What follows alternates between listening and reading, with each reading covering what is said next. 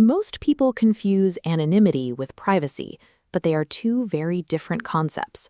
Anonymity is hiding your identity entirely, like walking into a crowded room wearing a mask so no one knows who you are.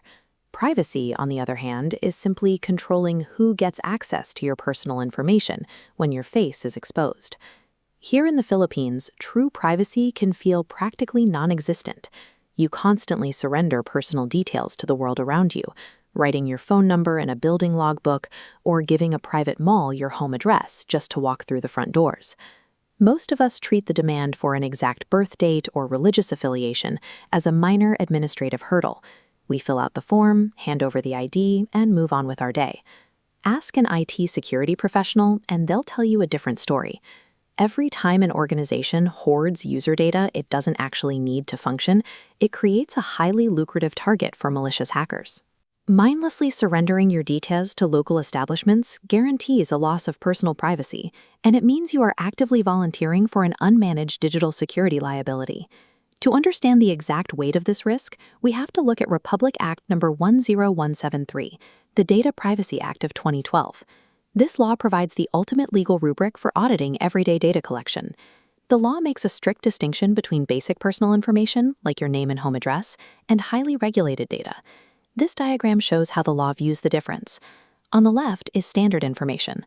On the right, locked down, is sensitive personal information, or SPI. This high-risk category explicitly includes health records, government ID numbers, and marital status. If a system suffers a breach that compromises the sensitive information of over 1,000 people, a legal tripwire is crossed. The company is mandated to notify the National Privacy Commission and all affected victims within exactly 72 hours.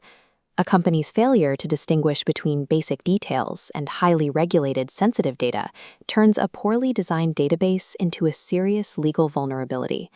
So, what happens to these protections when you step off the street into the corporate office? Do you have privacy rights on a company-issued laptop? Legally, the answer is generally no. Employees do not have an automatic right to privacy regarding their internet usage or emails when using work devices. There is a strict condition attached to this monitoring. Companies are only permitted to track your data if they have explicitly informed you beforehand, usually through an acceptable use policy, or AUP. Digital privacy rights are highly contextual. They dissolve almost entirely the moment you operate on a corporate-owned network under an established agreement. Stepping back out into the public sphere, everyday users have a powerful legal defense against overcollection. It was established through the 3 general data privacy principles. The most critical of these is the principle of proportionality. Entities are strictly forbidden from collecting data that isn't absolutely necessary to perform their core function.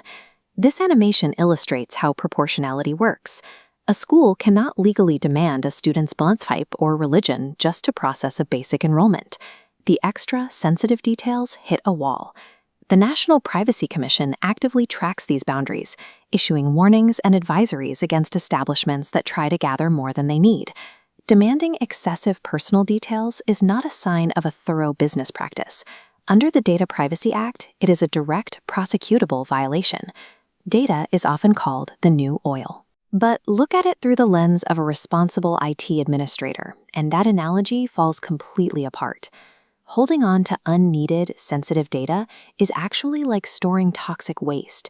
It is highly expensive to secure properly, and if it leaks out, the results are catastrophic. That is why the ACM Code of Ethics specifically demands that IT professionals respect privacy by collecting the absolute minimum amount of information possible. If a local establishment or an app developer is ignorant enough to overcollect data in the first place, they lack the technical competence required to properly encrypt and protect it.